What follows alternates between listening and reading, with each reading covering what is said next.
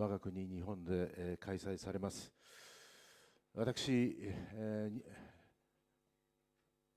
日本ウイグル国会議員連盟事務局長の衆議院議員の三林弘美と申します。今日の司会を進行させていただきますので、どうぞよろしくお願いいたします。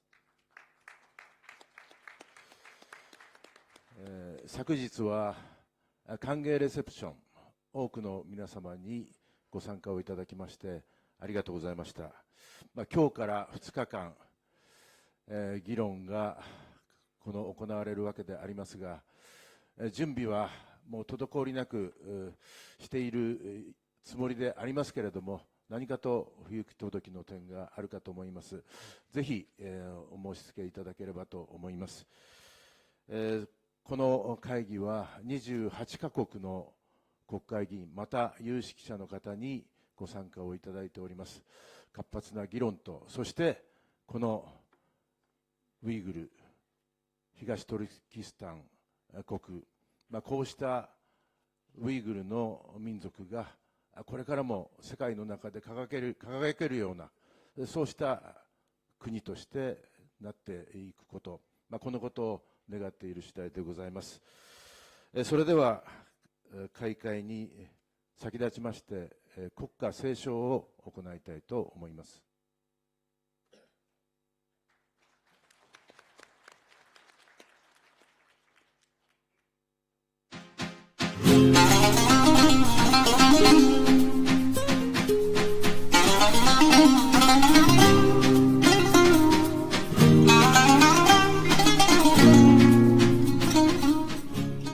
Hürmetli hanımlar.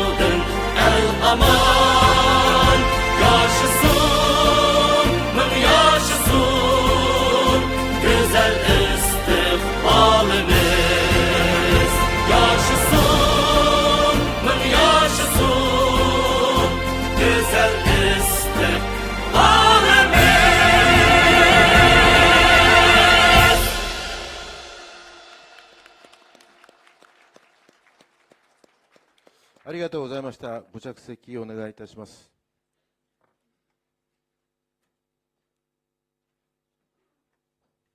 それでは続きまして、ビデオ上映をご覧になっていただきたいと思います。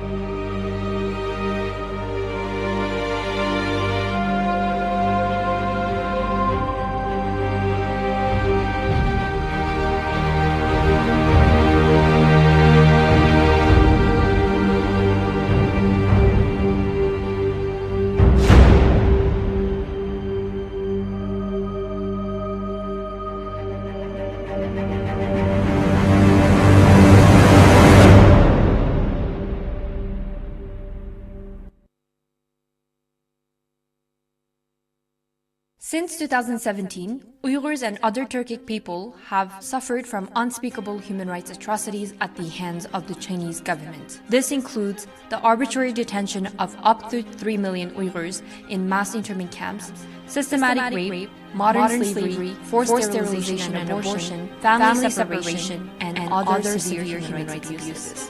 Their crime? A distinct ethnicity, culture, and religion. The World Uyghur Congress is an international organization that represents the collective interests of the Uyghur people worldwide. For almost 20 years, we have worked around the clock to promote Uyghur human rights at national governments and international institutions. Our experienced staff engages with policymakers and civil society partners worldwide to advocate for and shape relevant laws and policies to address the Uyghur human rights crisis. Moreover, as a representative Uyghur organization, an important part of our work is the capacity building of Uyghur diaspora communities to train the next generation of Uyghur human rights defenders. The stakes of our work are very high. By now, the Chinese government's actions against the Uyghurs are internationally recognized to constitute crimes against humanity and genocide. 10 national parliaments and senates of Belgium, Canada, Czech Republic, France, Ireland, Lithuania, Netherlands, Taiwan, the United Kingdom, USA, and the European Parliament have recognized the atrocity crimes against Uyghurs as genocide and crimes against humanity. Through our joint advocacy work with partners at the United Nations, the High Commissioner for Human Rights on her last day in office last year classified the situation in East Turkestan as possible crimes against humanity. But the Uyghur genocide has not been stopped. The perpetrators were not held accountable. They are trying to cover their crime and show the whole world that Uyghurs are happy and prosperous people. As so-called counter-terrorism measures are being legitimized, Uyghur culture and religion is being prohibited and punished. Under these repressive measures, millions of Uyghurs have been arbitrarily detained and enforcibly disappeared in the many Chinese concentration camps and prisons. The PRC uses state-imposed forced labor against Uyghurs throughout their homeland and transports Uyghurs and other Turkic Muslim majority peoples to factories across China. Many international companies are now profiting from Uyghur forced labor through their supply chains. These include, but are not limited to, the solar industry, automobile industry, global apparel and textile sectors, and agriculture. In addition, the PRC security forces use hostage diplomacy and exercise transnational repression against the Uyghurs in the diaspora in order to silence them. The last visit of Xi Jinping in East Turkestan shows that the measures will not end and that the Chinese state will crack down even harder on the Uyghurs and other Turkic people. The International Uyghur Forum, provides a platform for politicians, scholars, researchers, and activists to unite their efforts to end the suffering of the Uyghur people. With our first meeting in Brussels, Belgium, last year, we managed to bring together policymakers and scholars to fight together against this brutal Chinese regime. We have since seen multiple legislations introduced in parliaments around the world and different campaigns to help end the Uyghur genocide. In February 2023, parliamentarians in Canada unanimously passed the M62 bill introduced by MP Samir Zubairi. This motion allows for 10,000 Uyghurs living in unsafe states to be resettled in Canada. Whereas in the United States, congressmen and congresswomen proposed the Uyghur Policy Act of 2023 in April of this year to support Uyghurs in the diaspora and to improve the situation in our homeland. In different parliaments, Uyghur friendship groups are making an essential contribution to addressing the genocide. Just recently, the Uyghur parliamentary group was formed in the German Bundestag, which makes it the 8th parliamentary Uyghur friendship group globally. Researchers and scholars from all around the world are also supporting this crucial work with groundbreaking research. And global human rights organizations help make an important contribution to keep the Uyghur genocide on the global agenda. More so, UN special rapporteurs are working around the clock to provide us with key reports to help us push for accountability measures at the United Nations and beyond. We call on you for increased action to end the Uyghur genocide and to hold Chinese perpetrators to account. Let us join forces to end the Uyghur genocide. Only together can we make a small contribution to a more peaceful world in these difficult times. Welcome to the International Uyghur Forum, the Global Parliamentarian Convention in Tokyo.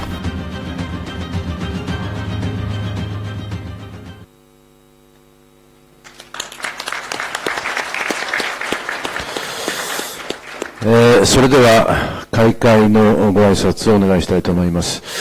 まず、日本ウイグル国会議員連盟会長、中国による人権侵害を究明し行動する議員連盟会長であります古谷啓二先生よりよろしくお願いいたします。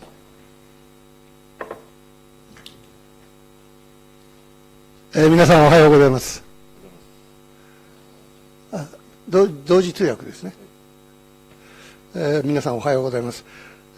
私は今ご紹介いただきました、日本ウイグル議員連盟並びに中国の人権侵害を、究明する議員連盟の会長を務めております古谷啓二でございます。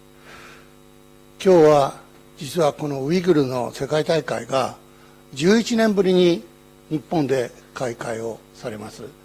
実は11年前も私この世界大会の運営に関与させていただきました。その時のことを一言申し上げます。それは我々がこれを運営をするということを知った中国当局が中国の鄭英華当時の大使の名前で我々国会議員にいわば脅迫状のようなものを送ってきました。その中身は中国はチベットあるいはモンゴルそして、このウイグルこういう地区は民主的にちゃんと管理をしている。この問題でこれ以上国会議員が関与したらあなたたちの生命の安全は保障しない。信じられないけどこういう書状を私たちが受け取りました。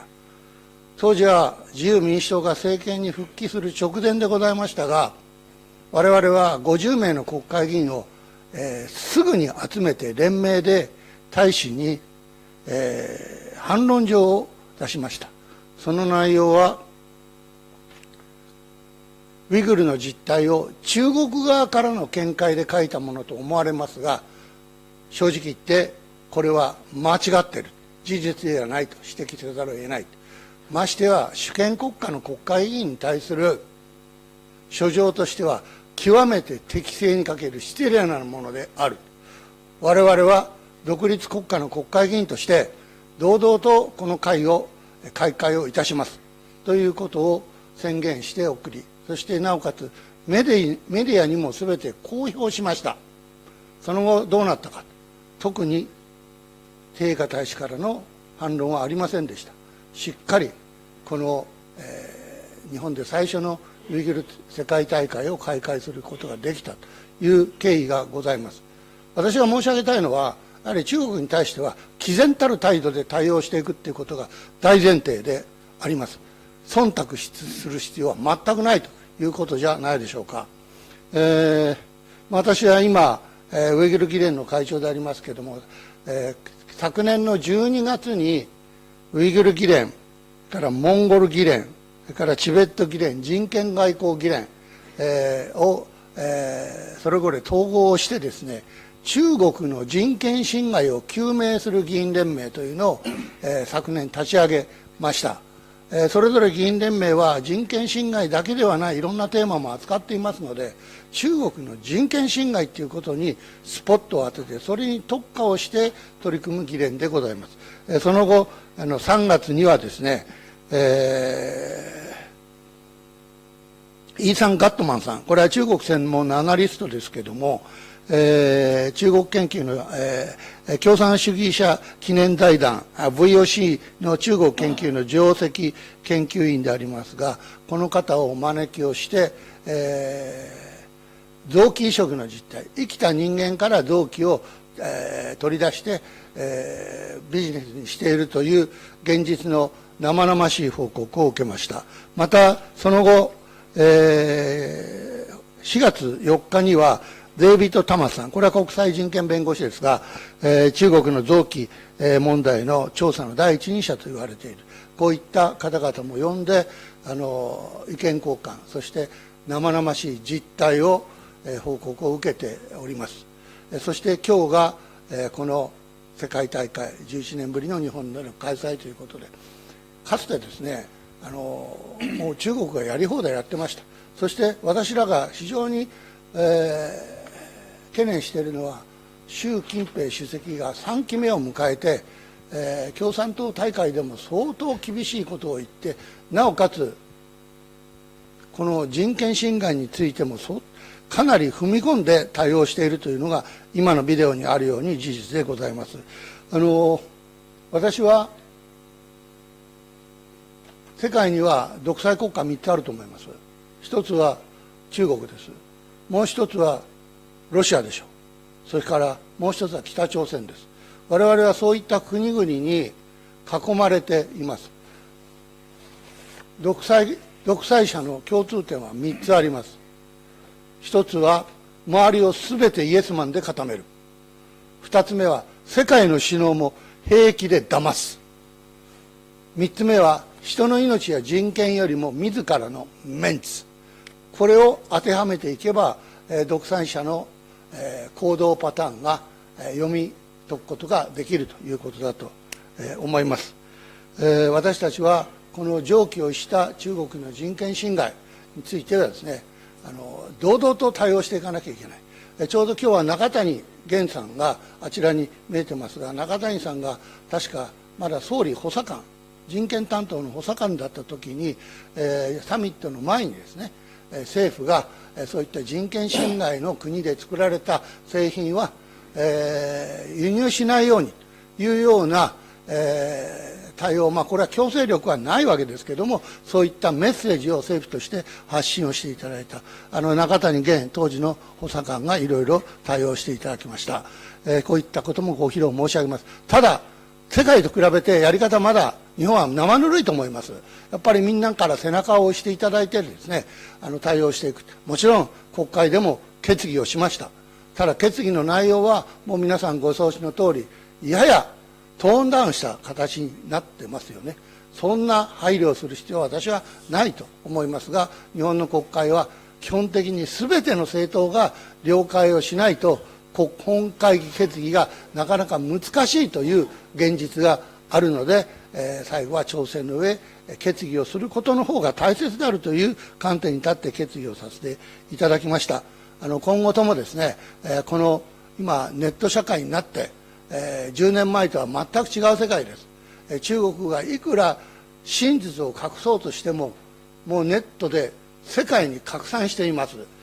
これがですね、真実でございまして、やっぱりそれに対して国際社会がどういう対応をしていくか、共通の価値観、基本的人権、法の支配、それから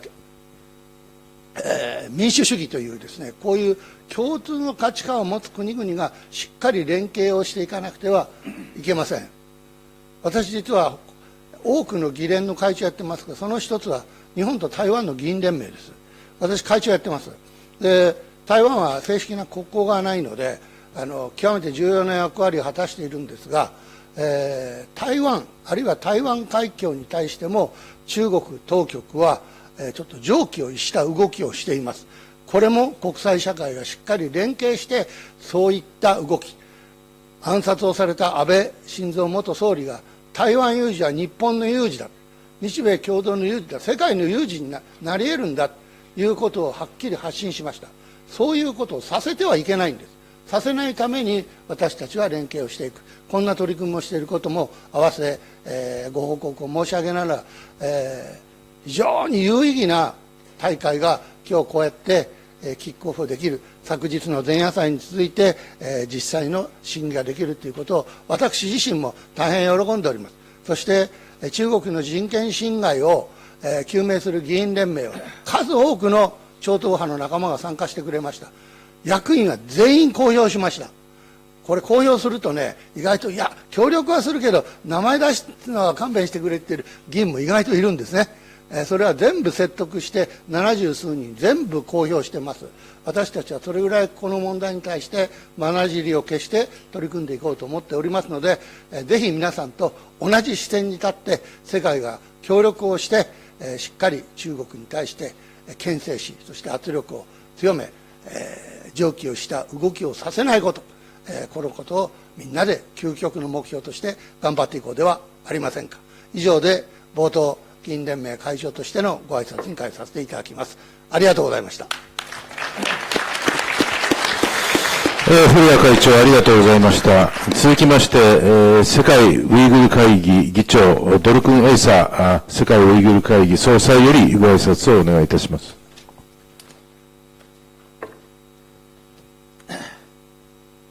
Good morning, ladies and gentlemen, dear friend, honorable parliament and members, ambassador, foreign diplomat, government officials, UN special reporters, dear civil society representatives, experts, scholars, human rights activists, journalists, and my dear countrymen. I'm deeply honored to be officially opening the International Uyghur Forum Global Parliamentary Convention in Tokyo. I'm so encouraged to see from a room full of individuals who are dedicated in advancement of the Uyghur cause.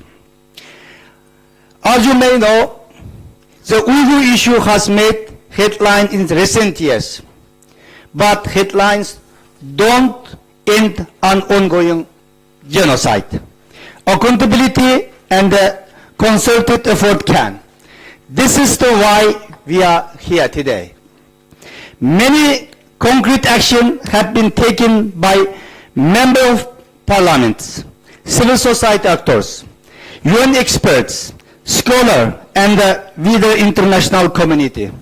So far, 11 parliaments, United States, United Kingdom, French, Canada, Belgium, Netherlands, Czech Republic, Ireland, Lithuania, Taiwan, and the European Parliament, and one government, United States, have officially recognized crime committed against Uyghur people as a genocide, especially after final judgment of the Independent Uyghur Tribunal on December 9, 2021.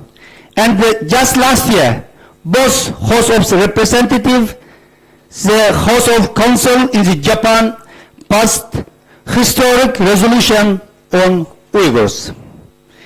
We also have established many Uyghur friendship groups in national parliament, like one hosting you today, in the Japanese Parliament, in Canada, in United States, in the European Parliament, in French, in the UK and Taiwan, and the recently launched friendship group in German Bundestag. However, so far, support mainly came from global norths. You may wonder, how does commit only merit the attention of support of faction of the world? We have been wondering the same for years. When we realize this, we have actively started advocating our cause in global South countries. With limited success, especially in Muslim majority world. Many of these OIC countries who advocated against Islamophobia earlier also have chosen to the other way when we faced with mounting evidence and the severe abuse of the Uyghur rights. When our Quran were burned, when religious teaching and the most basic expression of religious identity was criminalized, non-Muslim majority countries stood up for us, except a few, like Turkey, Albania, and Somalia.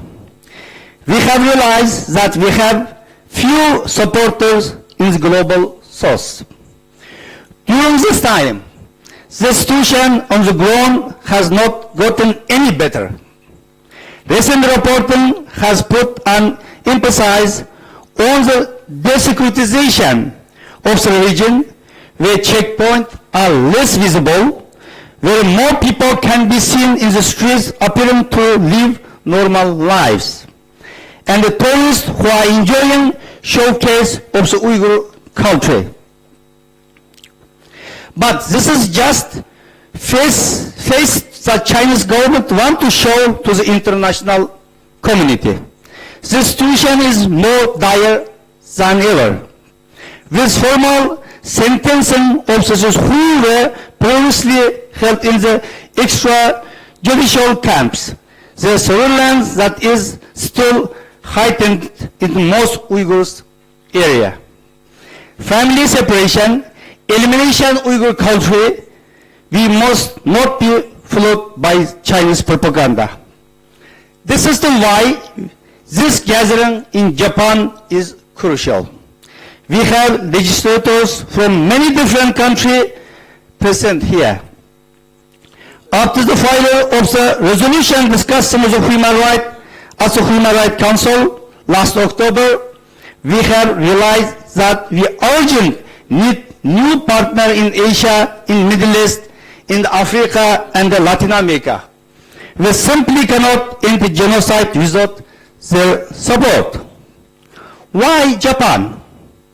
Japan is first country in the Asia-Pacific region to publicly condemn and acknowledge ongoing atrocity against Uyghur and other Turkic groups.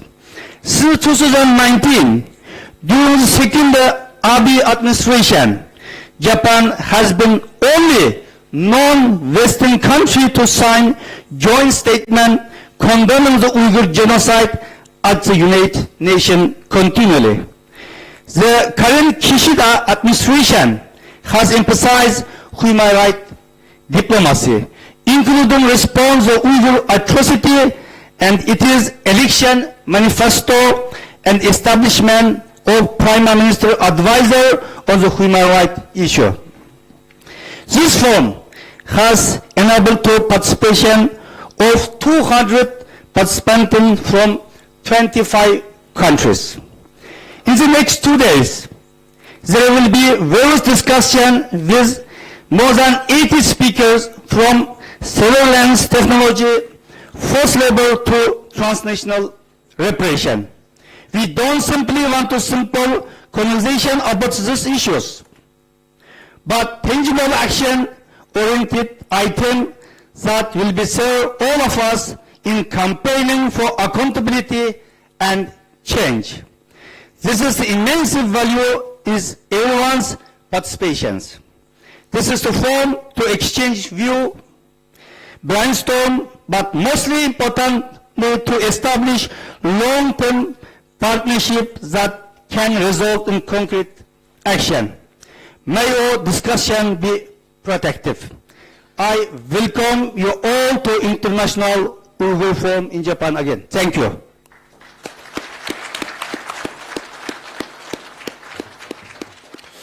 ドルクン・エイサ総裁、ありがとうございました。今日は、ご来賓をお迎えしております、駐日米国大使館、レイモンド・ F ・グリーン、首席講師でございます。ご挨拶をお願いしたいと思います。Ladies and gentlemen, good morning. 皆様おはようございます。Let me begin by thanking our host and organizers, Mr. Dolkan Issa, President of the World Uyghur Congress, Mr. Keiji Furuya, Chairman of the Japan Uyghur Parliamentary Caucus, Mr. Afumeto Repetto, Chairman of the Japan Uyghur Association and Inter-Parliamentary Alliance on China. Let me also recognize Mr. Nakatani Gen, who is a longtime supporter of human rights in Xinjiang and around the world. We're grateful to have this opportunity to meet and hear from those actively engaged in addressing the Uyghur genocide. The United States is a nation founded on religious liberty. In fact, the English settlers who came to the United States in the 1600s were called pilgrims, as they fled religious oppression by the English crown. They wanted to worship and believe freely. Among our core values as Americans, whether at home or in our foreign policy, are the freedoms to worship, to assemble, and to speak. Almost 250 years since our founding, our commitment to these principles has not wavered. The United States State Department works with Congress and other interagency partners to combat forced labor in Xinjiang and strengthen international coordination against these and other egregious violations of human rights by the People's Republic of China. As everyone here knows, the PRC has rounded up their own citizens based on their religious beliefs and ethnic background and tried to profit from it by putting Uyghur-produced goods into the global supply chain. Moreover, Beijing lies to the world about it and it attempts to silence activists from shining the light on what really is happening in Xinjiang. The United States is speaking out and standing up against religious persecution around the world. Last year, the Biden administration provided $20 million to help promote religious freedom and protections for members of religious minorities globally, including helping to ensure that people everywhere can practice their faith freely and fairly. President Biden appointed Rashad Hussain as Ambassador-at-Large for International Religious Freedom, the first Muslim to hold this post, and Deborah Lipstadt, a Holocaust expert, as the first ambassador-level special envoy to monitor and combat anti-Semitism. As a founding member of the International Religious Freedom of Belief Alliance, the United States has coordinated with partners around the world to promote the rights of religious minority groups and combat persecution. We also believe strongly in the safety, dignity, and liberty of individuals. That is why in 2021, President Biden signed into law the bipartisan Uyghur Forced Labor Protection Act to hold the PRC accountable for genocide and human rights abuses and to address forced labor in Xinjiang and prevent goods made with forced labor from being imported into the United States. In addition to withhold release orders issued on companies in the region, the United States Customs and Border Protection began implementing the Uyghur Forced Labor Prevention Act in June 2022 to ensure no goods made wholly or in part with the materials from Xinjiang enter the United States. Furthermore, the United States has taken concrete measures to promote accountability in Xinjiang, including visa restrictions, financial sanctions under Global Magnitsky, export controls, as well as the release of a multi-agency business advisory on Xinjiang to help companies avoid commerce that facilitates or benefits from human rights abuses, including forced labor. Together with our interagency partners, we will continue to engage companies to remind them of U.S. legal obligations which prohibit importing goods to the United States that are made with forced labor. We are rallying our allies and partners to make global supply chains free from the use of forced laborers, to speak out against atrocities in Xinjiang, and to join us in calling on the government of the People's Republic of China to immediately end atrocities and human rights abuses, including forced labor. On behalf of our government, I would like to thank our partners' continuing response to PRC's malign activity. The United States Japan's Diet's resolutions on the grave human rights situation in Xinjiang in 2022 is one example. On this occasion, I would like to appreciate Chairman Furuya's initiative for adopting the resolution to call for international collaboration to address the issue of PRC's human rights issues. Once again, thank you for the opportunity to address this important event, and I wish you all the best in your future endeavors. Thank you. ありがとうございました。さらに、ビデオメッセージが届いております。アメリカ合衆国国会議員のジョー・マークリーさん、また同じく国会議員アメリカ合衆国の国会議員であるマイク・ゴーリーさん、それからドイツのこのウイグル支援団体でありますトルコ系のムラト・イレリさんからビデオメッセージが届いておりますのでご覧ください。We must face a horrifying truth. The Uyghurs, many of whom practice the Muslim faith, are being erased.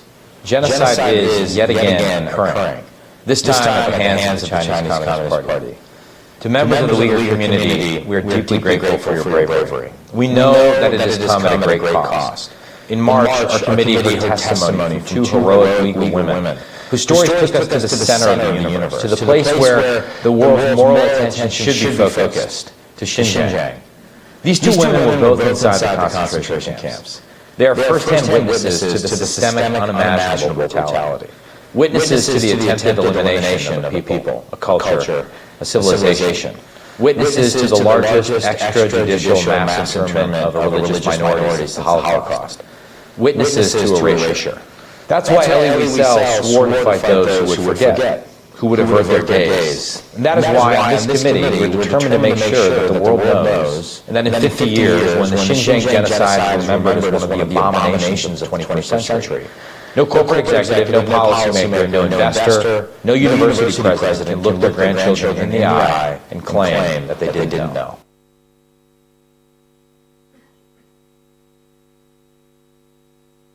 Senator Jeff Merkley here. As a co-chair of the U.S. Congressional Executive Commission on China, it's an honor to speak with all of you at this important convention. The late former Japanese Prime Minister Shinzo Abe said, and I quote, Japan should firmly support the human rights of Uyghurs who are facing the dispossession of history, culture, tradition, religion, and ethnicity. By hosting this conference in Tokyo, conference dedicated to defending those values, you honor the late Prime Minister's aspirations for Japan, and you honor his unwavering support for the Uyghur people. Sadly, all of us are familiar with the egregious human rights violations that the Chinese government is committing against the Uyghur people.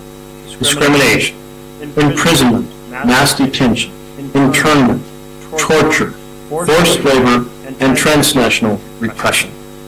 1 year ago, the UN High Commissioner for Human Rights released a report saying that the abuses against the Uyghurs constituted crimes against humanity. And I'm proud that the United States government has officially recognized those abuses as genocide. And I'm proud that the United States Congress stands with other parliaments around the world to condemn those crimes. Individually and together, our legislators can act and support the Uyghur people and oppose the Chinese government's determined assault on fundamental human rights. In the United States Congress, we've taken many actions toward those goals, including certain committees and passing several pieces of legislation. Let me tell you about some of those actions now. First, as I mentioned before, I co-chair the Congressional Executive Commission on China. This commission brings together both the executive and legislative branches of our government, members from both chambers of Congress, members from both political parties. We've held hearings on many forms of repression by the Chinese government, including the repression of the Uyghur and Tibetan people, the police crackdowns in Hong Kong, the Chinese government's attempts to suppress free speech in the United States and across other national borders. The Commission also publishes an annual report that documents the Chinese government's failures to adhere to internationally recognized human rights standards. And it maintains an extensive database of political prisoners to ensure that cases of political and religious detention are not forgotten. Second, the U.S. Congress has passed legislation to hold the Chinese government accountable for the crimes they are committing against the Uyghur people. In 2020, we passed the Uyghur Human Rights Policy Act, which requires the U.S. government to report human rights abuses by the Chinese government against Uyghurs and protect Uyghurs in the United States. The law was an important first step, but we needed to do more. A year later, in 2021, we passed the Uyghur Forced Labor Prevention Act, which took pretty unprecedented steps to crack down on the import of products made with forced labor. The The law is already making it harder for the Chinese government to sell products made with Uyghur forced labor. It's protecting the American people from becoming unwilling, complicit in the enslavement of the Uyghur people. And there's still more we can do.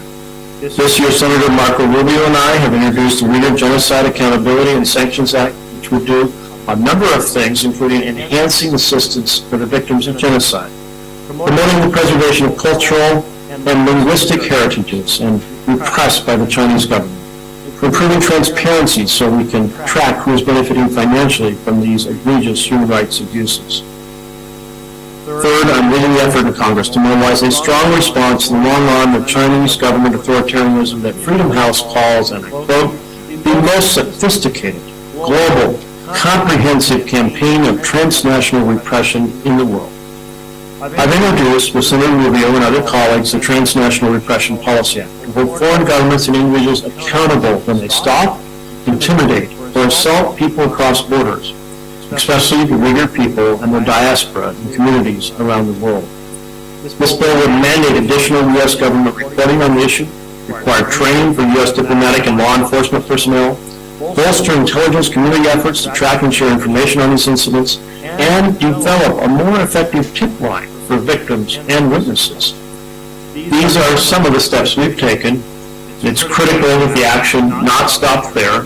We need governments around the world to take similar steps, to develop whole-of-government strategies to push back against transnational repression in a coordinated fashion, protect their economies and supply chains from being tainted by the products of forced labor, to share information and best practices with each other in responding to the intimidation and coercion of bullies like the Chinese Communist Party. I've said before that the Uyghurs and other ethnic groups in Xinjiang are being tortured, imprisoned, forced into labor, and pressured to abandon their religious and cultural practices by the Chinese government. The horrifying surveillance and mass detention that Uyghurs have been subjected to are appalling human rights violations that deprive millions of people of their liberty in a desperate attempt to strip an entire community of its culture and its history. The United States and countries around the world, including all of yours, must send a resounding and unequivocal message against genocide and forced labor wherever these evils appear. In 2015, Prime Minister Abe addressed the United States Congress, and during his speech to us, he said, we must make sure human security will be preserved, in addition to national security. That's our belief, firm and solid, in which we make a proactive contribution to peace. Those were wise words from Prime Minister Abe. Let us use this convention, let us use our parliaments, let us use our power to legislate to stop anyone from profiting from genocide. And let us support the Uyghur peoples, support all oppressed peoples, and support freedom and security across Asia and around the world. Thank you.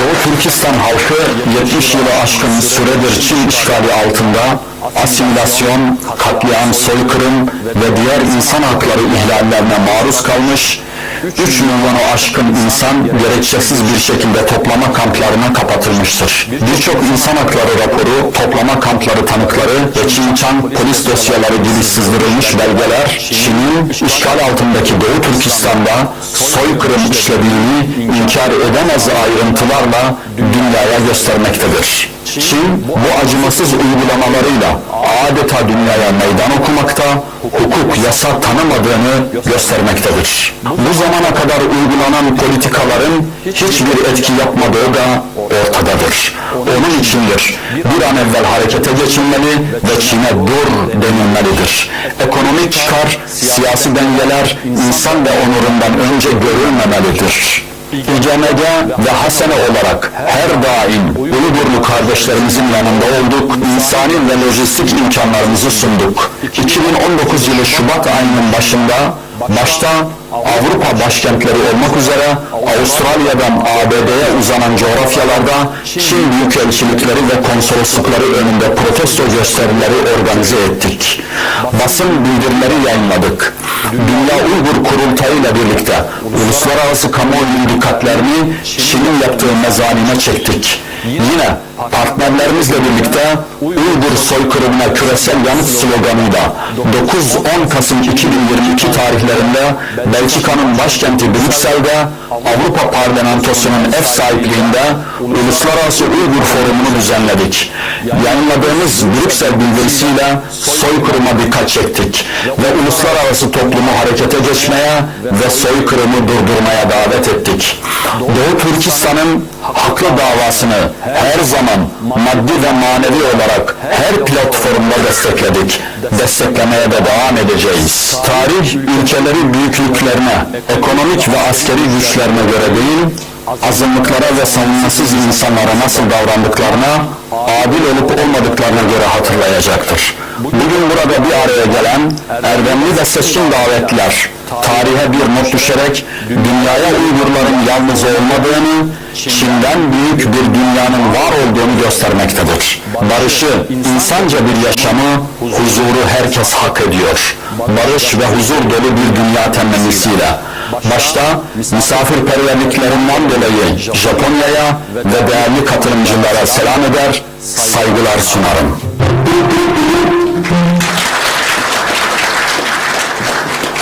ありがとうございました。これで、今日の開会式終了となりますが、ぜひ今日と明日の2日間活発な議論で、この国際ウイグルフォーラム、ぜひ皆さんの力で成功させたいと思います。どうぞよろしくお願いいたします。最後ですが、ぜひ、トルコのエサ総裁と米国公使のレーモンド・F・グリーンさんを囲んで、多くの皆さんにここで写真を撮影をしたいと思います。ぜひ国会議員の皆さん、また日本の地方議員の皆さんも、そして各国の有識者の皆さん、研究者の皆さん、大使館の関係の皆様、ぜひ前の方においでいただきたいと思います。どうぞよろしくお願いいたします。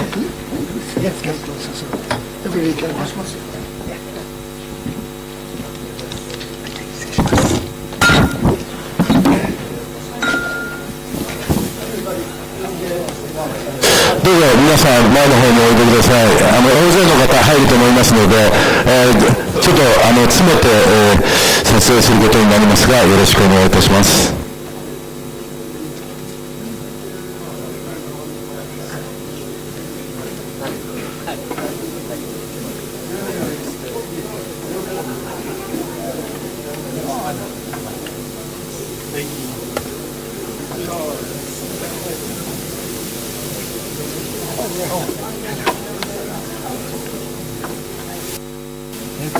Thank you so much. Thank you.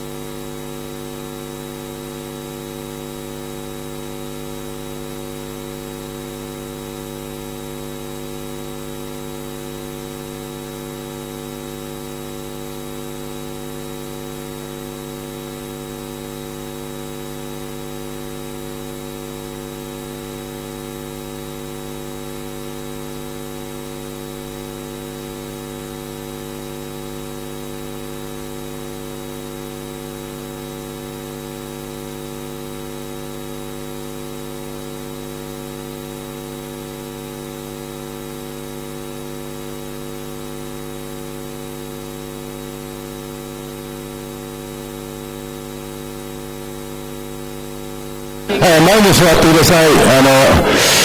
机の前にもぜひ、ちょっと中腰になりますが、しばしの間ご辛抱お願いします。ぜひ多くの方が前に入ってください。どうぞ前に入ってください。はい。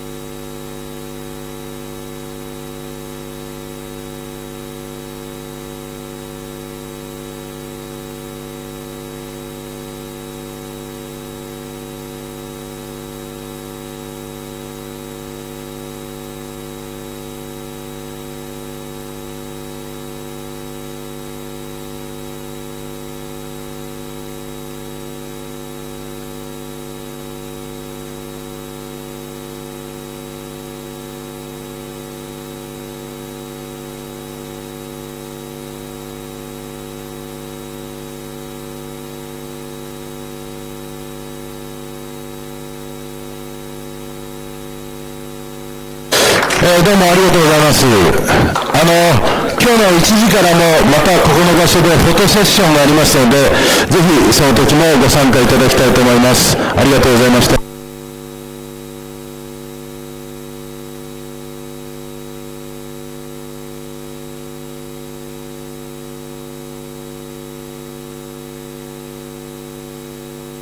If we could all gain our seats back, the first panel is about to start.